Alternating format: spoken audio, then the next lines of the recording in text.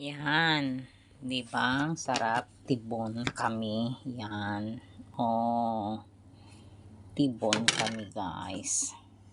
At saka salad. Yan kami. Yan ang magsasalad kami at saka tibon kami, guys. Yan ang kainin namin mga tatlong bata. Kami. Tatlo kami, yung bata. Anyway. Ayan.